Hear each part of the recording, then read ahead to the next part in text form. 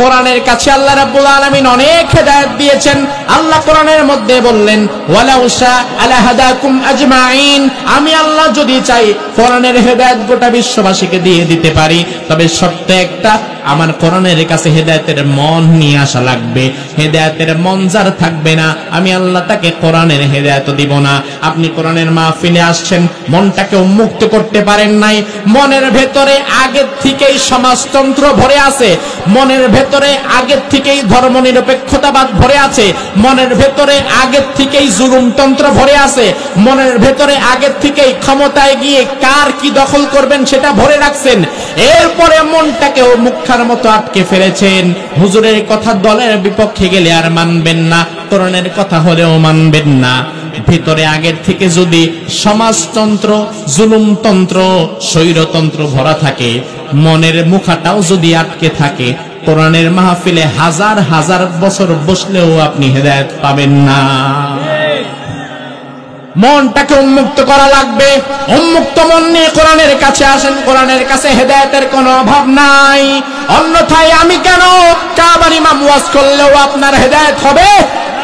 বিশ্বনবী সবচেয়ে বেশি চেষ্টা করেছে তার প্রিয় চাচা আবু তালেবকে হেদায়েত দেওয়ার জন্য। জবাব আপনারাই দেন, পারছে কিনা?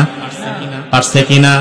আল্লাহর হাবিব আবু তালেবকে হাতে ধরে পায়ে ধরে বলেছেন, চাচা আর কিছু করা লাগবে না, কুল লা ইলাহা ইল্লাল্লাহ কালিমাতান ওয়াহিদান, একটাবার কালিমা পড়ো, শুধু লা ইলাহা ইল্লাল্লাহ পড়ো, লা আশহাদু লাকা বিহা ইনদাল্লাহ, আমি নবী আল্লাহর দরবারে সুপারিশ করে তোমার জান্নাতে নিয়ে যাব, এই দায়িত্ব আমার, তুমি শুধু লা ইলাহা ইল্লাল্লাহ একটাবার পড়ো।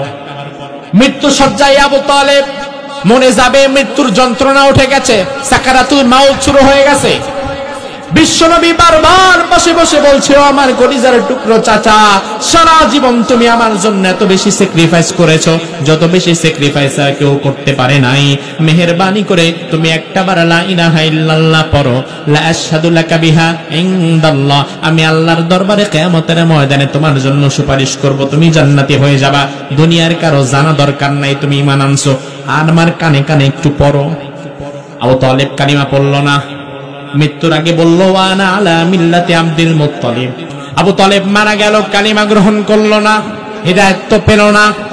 আল্লাহ কোরআনের আয়াত নাজিল করলেন, নবী ইন্নাকা লা তাহদি মান আহবাবতা ওয়ালাকিন্নাল্লাহা ইয়াহদি মান ইয়াশা। ও নবী, আপনি যাকে চাইবেন হেদায়েত দিতে পারবেন না, হেদায়েতের মালিক আপনি নবী না, হেদায়েতের মালিক কে?